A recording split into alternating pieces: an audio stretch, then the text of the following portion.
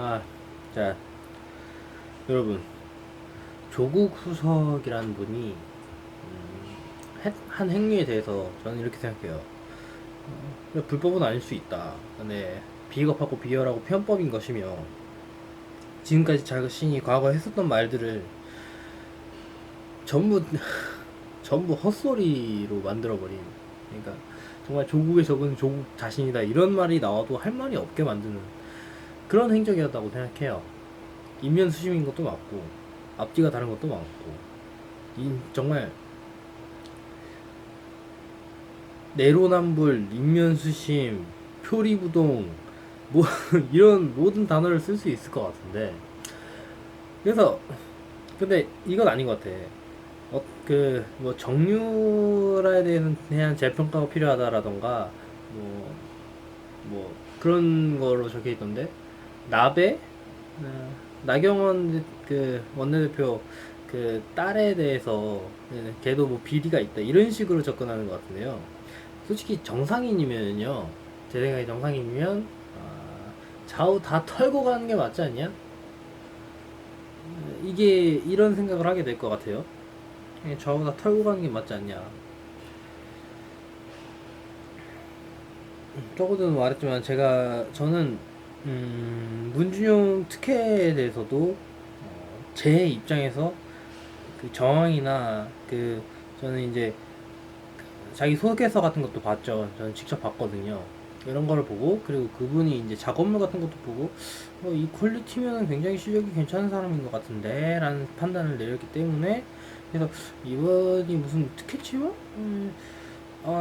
나는 모르겠다 이렇게 했어요. 제가 무슨 뭐 엄청난 전문가는 아니지만 공부를 해본 입장에서 느낀 점이 그거였다는 거예요.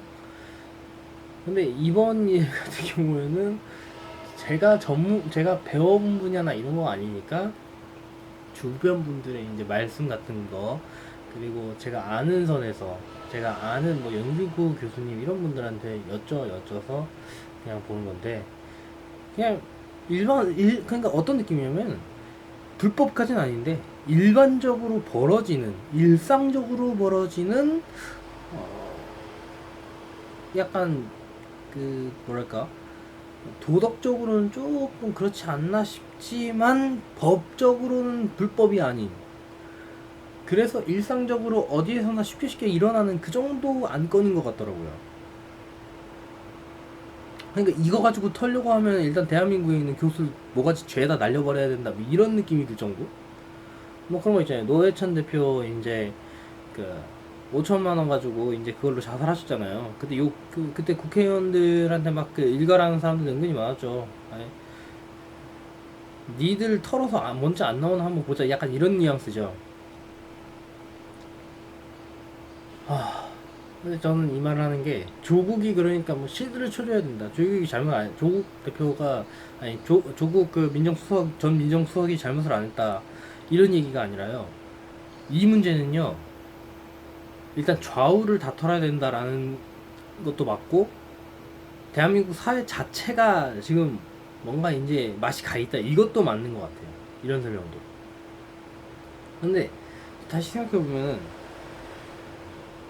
여러분 일단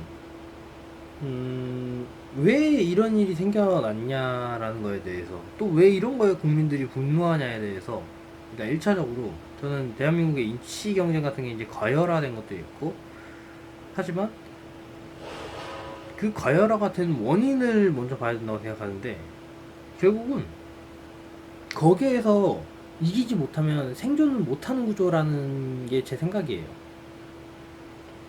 물론 정말 소수의 사람들은 자신만의 막 막 그러죠. 그리고 뭐 자신만의 이제 영역, 뭐 자신만의 기술, 뭐 자신만의 무언가를 만들면은 이제 또 취업이 된다 이런 식으로 말씀하시는 분들 많아요. 물론 저 그거에 부정하지 않아요. 우리가 아무리 힘들고 어려워도 일단 내 내면에 그리고 내 자신에 집중을 해서 실력을 키워 나가고 이게 내가 할 수 있는 우리가 할 수 있는 유일한 그 대응 수단이니까 그걸 나쁘다고 생각을 하지 않지만 그거는 이제 개인 입장에서 할 수 있는 조언인 거고 사회 문제화가 된 부분에 대해서는 사회가 책임을 지고 정부가 책임을 질 자세를 가져야 되잖아요. 지금 이 상황은 이미 사회 문제화가 돼 있어요. 입시 경쟁, 그리고 학생들 이제 인권, 거기에 취업난 이렇게 연결되는 얘네들은 이미 사회 문제화가 돼 있단 말이에요. 그런 거에 대해서 아무런 그 생각이 없이 그렇게 말을 하시는 조국 수석님이 그 정부의 법무부 장관을 한다, 이거에 대해서 좀 그렇죠. 좀 이걸 받아들이기 좀 그런 게 있고, 그리고 제가 생각하는 문제의 핵심은요. 자, 우리가 입시 경쟁을 해요. 맞죠? 그리고 대학교 서열을 해요. 대학교 서열이 없다 있다 이런 거 따지는 것도 웃긴 게, 일단 여러분이 고용주 입장에 대해서도 뭔가 특별하게 특출나게 뭔가 확실한 게 있는 애들이면은 교육 그 대학교 이런 거 안 봐요. 당연하죠. 정말 얘는 바로 일할 수 있겠다, 써먹을 수 있겠다 하면 당연히 안 뽑죠. 아니 당연히 걔를 뽑죠. 근데 그게 그런 거 가지고 있는 학생이 몇이나 되겠어요. 그리고 그런 게 가장 얻기 힘든 스펙인 건데 어떻게 보면. 물론 그런 애들이 진정한 실력자라고도 할 수 있겠지만 대다수는 그렇지 않다는 거죠. 한 80%, 90%는 그냥 공부하다 온 거예요. 그럴 경우에 이제 가를 수 있는 게 결국은 서울대, 연세대, 고려대 이거밖에 없어요. 그러니까 얼마나 공부를 뭐 잘했었냐. 그 공부라는 게 진짜 그거가 막 그 뭐냐, 자기 업무 능력을 평가할 수 있다 이런 식으로 생각하는 사람도 은근히 없을 거예요. 그다지 없을 거야. 근데 뭐냐면 그래도 뭐 공부 좀 했으니까 그나마 상대적으로 낫겠지 이런 생각을 하고서 뽑을 가능성이 높거든요. 실제로도 학습 능력이라는 게 결국 학습 능력을 가린다라는 게 거기서 갈려질 가능성이 분명히 있다라는 거는 우리도 인정을 해야 되니까. 수능이라는 게 정말 도움이 되냐 안 되냐를 떠나서 그것도 역시 어떤 문제가 주어진 거고 그것을 배우는 거고 출제자의 의도를 파악하는 거고 이런 게 있잖아요. 출제자의 의도를 파악한다라는 점에 있어서는 분명 수능도 의미가 있어요. 물론 언어 영역에서 이제 막 진짜로 막 문학을 느끼고 이런 거하고는 백만강년 떨어져 있죠. 그래서 진짜 교육은 아니에요. 솔직히 교육은 아닌데 학습 능력 평가 정도는 된다 이거죠. 자, 그런 상황에서 서울대, 연세대, 고려대부터 해가지고 1등부터 100등까지 쭉 하는데 우리가 그래서 얘는 1등 대학교, 얘는 2등 대학교 이런 식으로 나오는 건데, 그래서 최소 몇 위권 이상의 대학교는 돼야지 이제 좀 인정을 해준다 이런 게 나오는 건데, 그 상황에서 그럼 사람들이 어떻게 되느냐, 막 물불을 안 가리게 되는 거예요. 근데 저는 여기서 좀 기묘한 느낌이 드는 게, 외국은 이 정도로까지 이제 막 물불 가리지 않고 막 하는 게 없는데 왜 한국은 이렇게 심할까? 단순히 이게 단순히 정말 우리가 승부욕이나 이런 것만으로 설명이 될까? 우리의 민족성이나? 우리 민족성인 부분도 있어요. 왜냐면은 우리나라 사람들이 외국 나가잖아요. 미국이나 이런 데 가잖아요. 그런 말도 있어요. 만약에 그 쿼터제 있죠. 인종 쿼터제 같은 거 안 쓰면은 하버드에서 한 80%는 다 동양인일 거다. 이런 말이 있거든요. 근데 하버드는 이제 사립대니까 이제 다양성을 추구한다 해가지고 인종 쿼터제라는 걸 해요. 그거에 대해서 이제 어떤 분들은 이게 막 동양인 차별이다라고 욕하시는 분들도 계시고, 어떤 분은 아니다 이거 다양성 추구다라고 하시는 분도 있는 거예요. 하버드는 막 장학금 막 엄청 많이 내면 그것도 이제 점수로 플러스가 되는 데잖아요.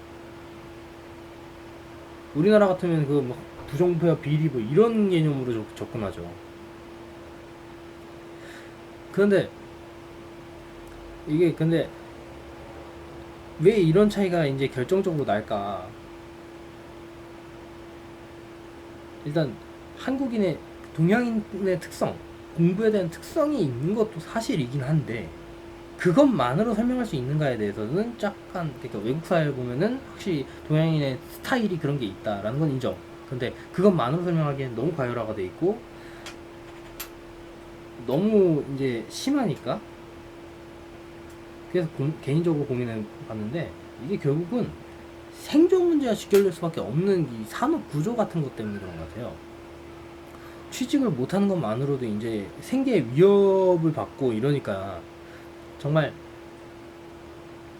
사람이라는 게 우리가 공업사회 되면서 서비스업이라는 걸 발전시킨 이유가 결국은 정말 진정한 의미에서 농업이나 이제 그 물건이나 아니면 저런 그 먹는 거나 이런 거에 대한 그 수요를 만족시키는 건 이미 공업사회 때 2차 산업혁명 시대 때 이미 끝났었다는 거예요. 이미 끝이 났기 때문에 서비스업이라는 걸 발전시킨 거예요. 사실 생산력만 가지고서 모든 사람을 부양시키는 거는 그 시대 때 끝이 났어요. 그 시대 때 이미 가능하다라는 게 결론이 났고요. 막 돈을 엄청나게 해가지고 막 이상한 사람을 막 다들 막 천국처럼 살 수 있어 이런 것까지는 아니더라도 최소한 일 전혀 안 해도 굶어 죽지 않고요. 일 전혀 안 해도 지붕 있는 집에서 살 수 있고요. 일 전혀 안 해도 뭐 엄청 좋은 옷은 아니지만은 뭐 그냥 뭐 한 네다섯 벌 해가지고 일주일에 갈아입으면서 먹고 자고 싸고 하는 거에는 큰 문제가 없습니다라는 수준의 복지를 하는 데에는 이미 그때 끝났는데도 불구하고 우리는 그래도 서비스업이라는 걸 발전시켜가지고 그 균형을 이루어낸 그런 복지가 아니라 그냥 새로운 산업을 만들어내면서 버틴 거예요. 이미 그때 복지를 할 수 있었지만은 그때는 복지를 하겠다는 생각이 아니라 새로운 산업을 만들어서 분배를 하고 성장을 했고 그렇기 때문에 상대적으로 큰 탈 없이 넘어갈 수 있었다. 이 정도로 해석을 해야겠죠. 근데 문제는 이게 대한민국이라는 나라가 아무리 그 무슨 산업 그 서비스업이 발전하고 이런 걸로 인해서 이제 이건 전 세계 그 구조 같은 거죠. 아무리 그렇다고 해도 원래 인간이라는 게 살아가면서 어쩌다가 이제 아프거나 하면은 그거에 대해서는 국가가 어느 정도 이제 지원을 해주고 보조를 해줘야 되는데 대한민국이라는 나라가 그런 게 되게 병마처럼 돼 있는 나라라서 집에서 아무리 잘 나가던 사람이라도 집에서 아픈 사람 한 명 생기면 그대로 그냥 아시죠? 무너지고 그러는 거. 건강이 제일 중요하다라는 게 원래는 이게 사람 몸이 아프면은 그것만으로도 막 고통스러워진다, 힘들어진다 이런 얘기지 정말 그 집이 망한다 이런 얘기가 아니거든요. 아무리 그래도. 근데 지금은이 아니라 한국은 GDP 대비로 봤을 때 이게 좀 너무한 거예요. 사람 하나 아프다고 그거 가지고 뭐 치매 있는 사람이 있으면은 그거 하나 가지고서 그냥 집안이 풍비박산이 나는 거야. 치매든 암이 되든 뭐가 됐든 간에 딱 한 명만 아파도 그래.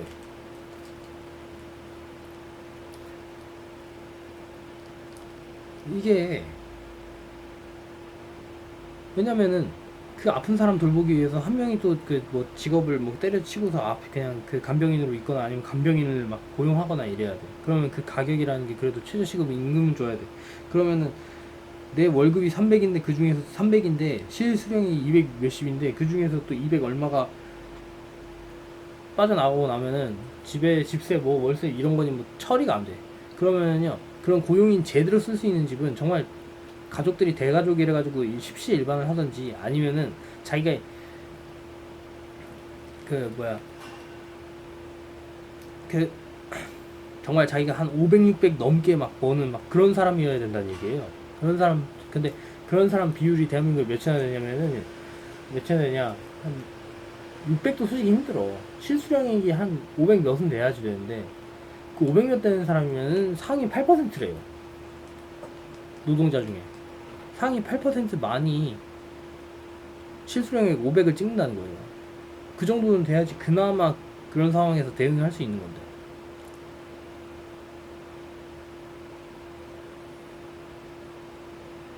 지금 결국은 이게 아픈 사람이 생겨가지고 회사를 때려치게 되는 상황이나 아니면 뭐 내가 취업을 못하는 상황이라던가 아니면은 뭐 내가 실직을 했어 혹은 내가 뭐 새로운 직업을 찾으려고 해 이 직업 비전이 없어서 이런 모든 상황에 있어서 그 상황을 버텨주는 시기 자체는 그 상황을 좀 안정적으로 넘어갈 수 있게 하는 지원 정도는 당연히 국가가 해야 되는 거예요. 당연히 해줘야지 이제 산업 활성화나 아니면은 우리가 지금 산업을 이렇게 바꿔나가는 상황에서 대응이 되는데 그런 게 전혀 없어. 그런 게 전혀 없다 보니까 더욱더 입시 같은 거에 목을 맬 수밖에 없어요. 왜? 이게 내 생존을 보장해 주니까. 단순히 내가 더 잘났다 못났다를 따지고 내가 더 잘 살고 못 살고를 따지는 게 아니라 못 살 경우 내 목숨줄이 위험해진다고요. 내일 당장 먹고 사는 게 위험해져. 그런 구조가 되어 있다 보니까 당연히 경쟁이 심해지고 당연히 이렇게 편법 같은 게 생겨나고 그러는 거예요. 저는 솔직히 말하면 조국 수석도요 갑으로 보이진 않아요. 경제적인 걸로 따졌을 때 갑은 아니라고. 을이지. 을인데 을 중에서 매우 괜찮은 을이고요. 그리고 저희 같은 사람들은 을도 아니고 병에서 정까지 내려간다라고 봐야 돼요. 스카이캐슬도 엄밀히 말하면 갑들 얘기 아니었죠. 갑들 바로 아래 을 얘기였지.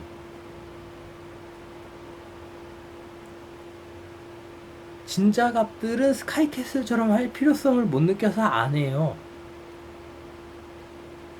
지금 우리가 조국수석 까고 있는 거는 을을 까고 있는 거예요. 그리고 대한민국이 그 정도로 답이 없는 사회라는 거죠, 지금 상황이. 여기서 답이 없다는 건 한국 망할 거다 뭐 이런 얘기가 아니라 한국이 뭐 전 세계에서 나쁜 나라다 이런 얘기가 아니라 이런 계급화되는 것들이 이제 그 계층이라는 게 딱딱 나눠져 가지고 이동이 안 되고 노력한다고 해서 뚫을 수가 없고 이런 상황으로 계속 가는 게 보인다는 거예요. 그래서 이거를 타파하기 위해서는 일단 먼저 시작을 어디에서 시작을 해야 되냐면요. 노동 환경도 있지만 일단 근로를 못할 경우에 챙기는 거. 사람들이 근로를 못할 경우 받는 복지가 됐든 아니면은 뭐 진짜 기본 수급이 그냥 기본 소득이 됐든 사람이 일을 안 해도 최소한 뒤지지는 않는다라는 걸 보장해 주는 거. 거기서부터 출발을 해야 돼요. 거기서부터 출발을 해야지. 지금 보세요. 뭐 입학 사정관제가 음소화됐다 이러면서 이제 그 반대하시는 분들이 있는데 그 결국은 그 모든 것들이 그 모든 트러블이 생기는 가장 큰 원인이 내가 한국은 차별 레벨이 아니라 중냐 사냐 레벨까지 가니까 더욱더 이런 문제가 더욱더 심해지는 거고 불거지는 거고 조국수석 같은 사람이 욕을 먹는 거고 김성태가 욕을 먹는 거고 그런 거예요. 저는 근데 이분들에 대해서 실드를 치겠다는 게 아니라 이게 정말 본질적으로 해결해야 되는 문제가 여기서 보인다 이 말이죠. 그래서 우선은 사람이 일을 안 해도 진짜 최소한의 먹고 사는 거는 딱 완벽하게 보장이 돼야 된다. 그리고 그거를 제가 저번에 말했죠. 기초생활 수급자 이제 제도에 대해서 진짜로 이거 완전히 뭐냐면은 어떻게든 일을 시켜 먹겠다 뭐 이런 수준이에요. 제도가 어떻게든 일을 시켜 먹든 아니면은 어떻게든 이 수급자 놈들을 빨리빨리 내쫓아야 된다. 이런 구조로 돼 있어요. 시스템이 얘네들을 보살펴야 된다가 아니라 얘네들을 일단은 먹고 살게 해주는데 어떻게든 내쫓아야 된다. 이런 기준으로 돼 있고 조금이라도 벌면은 돈 깎아버리고 이런단 말이에요. 그래서 어쩔 수 없이 불법으로도 그 4대 보험 안 되는 데 가가지고 일당 받고서 그 돈 그 구청에 말 안 하고 그 동사무소에 말 안 하고 이런 게 일상화가 돼 있단 말이에요. 그렇게라도 해야지 먹고 사니까. 지금 그 꼴이 나고 있으니까 당연히 그 교육에 대해서도 사람들이 이제 등수 매기기 막 서열화 이런 게 더욱더 극심해지는 거고.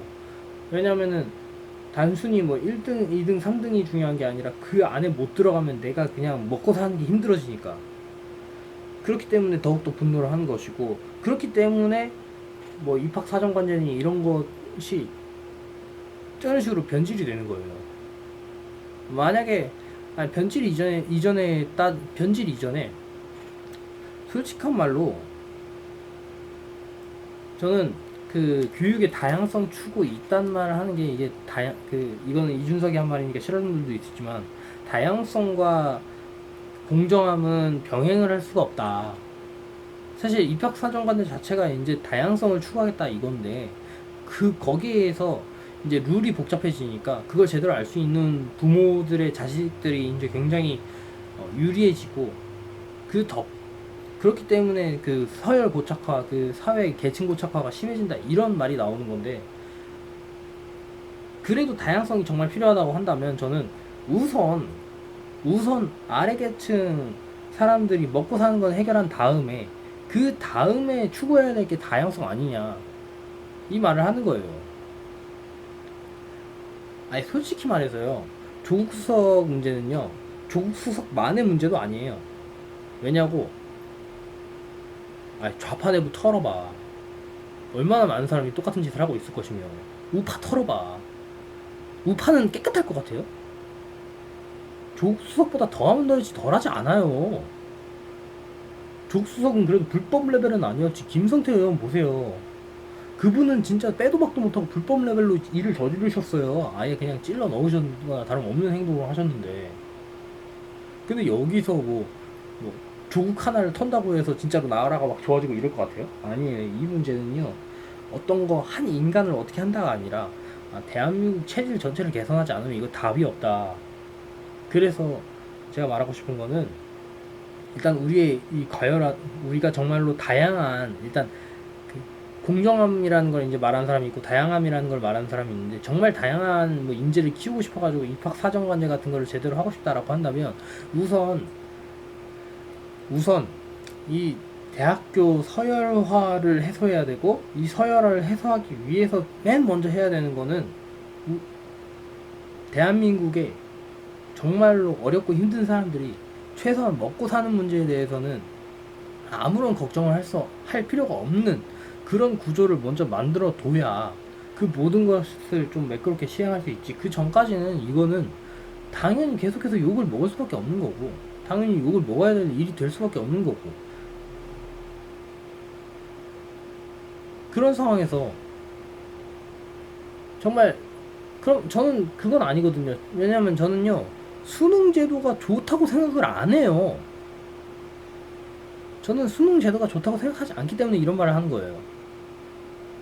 맨날 말하잖아요. 우리는 그러니까 되게 웃긴 거예요. 수능은 이제 획일화돼 있고 막 해가지고 교육이 잘못됐다라고 하는데, 그러면은 다른 거 하자라고 해가지고 한 게 저런 전형이거든요. 근데 그 저런 전형들 중에서 이제 정말 나쁜 짓이긴 하지만 불법까지는 아닌 짓이 횡행할 밖에 없는 구조인 거는 당연히 일어난 일이거든요. 저거를 뭐 전부 근원적으로 틀어 막을 거면 우리 뭐 공산주의 진짜 해야 돼요. 안 그러면 어떻게 할 수가 없는 거예요, 저거는.